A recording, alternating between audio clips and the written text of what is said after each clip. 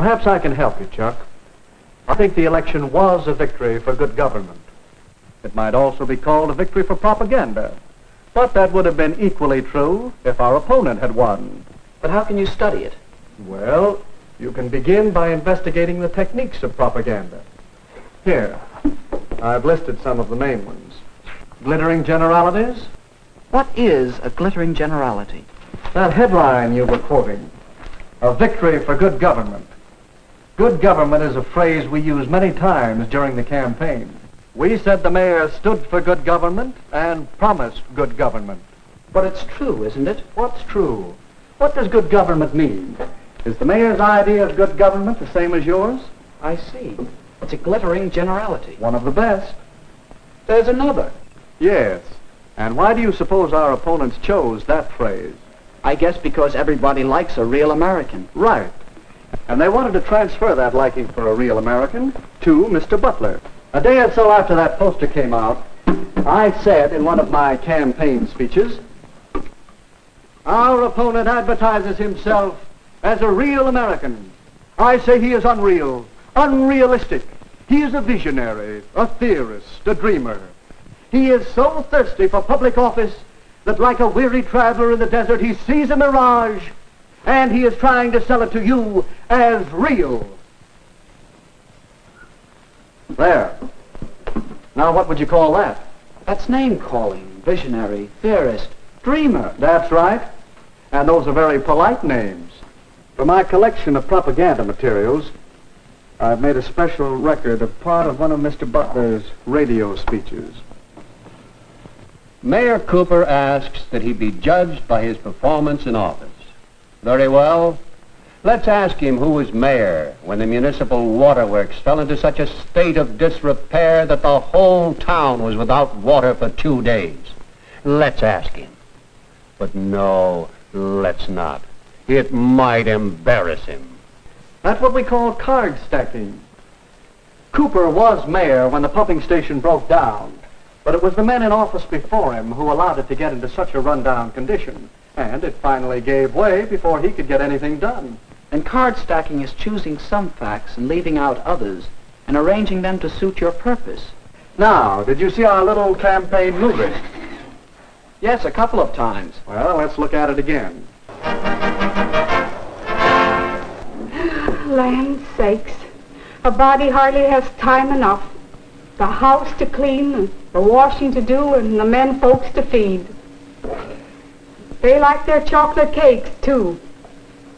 But I do want to take time to tell you that I've known Dick Cooper ever since he was knee-high to a grasshopper. He comes of a good, respectable family, just as honest as the day is long. And he knows our town. He's one of us. That's why I'm going to vote for Mayor Cooper. And all my friends are going to vote for him, too. Recognize the technique? That must be what you call plain folks. That's right. You'll find many versions of the appeal based on the common man, the man on the street, log cabin to president. Now let's look at the rest of the movie. Yes, Mrs. Hamline is voting for Mayor Cooper. Her friends are voting for Mayor Cooper. Your friends are voting for Mayor Cooper. The people know what they want, and what they want is Mayor Cooper. Don't you be left behind. Get on board the Victory Special. Vote for Mayor Cooper and ride with him to victory. That ending's easy to spot. It's the bandwagon. Yes, the propaganda we've been talking about is easy to detect. But a great deal of propaganda is much more hidden, much harder to detect. That's what's bothering me. Even in a small local election, there's so much propaganda. That poster, a real American, it uses a transferred device. Does that mean it isn't true? Not necessarily. Evaluating propaganda isn't that simple. Recognizing the technique is one step. Another step is to know the purpose. What is the purpose here? That's easy. To get people to vote for Butler. Yes, to persuade people that Butler is the better man, to move them to vote for him. In short, to sell Mr. Butler to the voters. You'll find that the purpose of most propaganda is to persuade people to believe something, to do something, or to buy something. All right. But it still doesn't answer my question. No. Your next step, and it's a big one, is to get the facts. Well, is he a real American?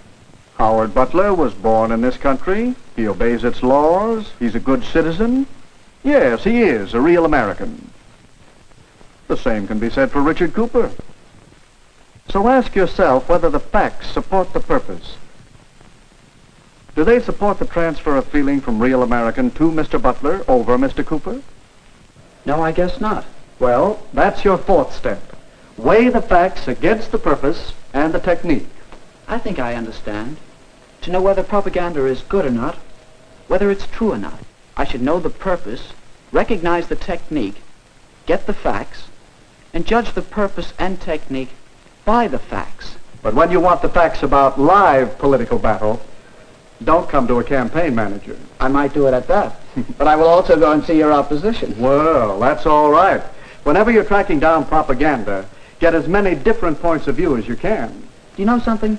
What? I think that it might be interesting to make a really serious study of propaganda. I find it interesting, and there's plenty to study. Here I have just a few of the many books on the subject. You can read them. You can keep your eyes and ears open for little bits of propaganda. And, of course, you can study whole propaganda campaigns. Here are a few on which I've been gathering material. Hitler and Nazi Germany had a campaign of propaganda that ran over many years.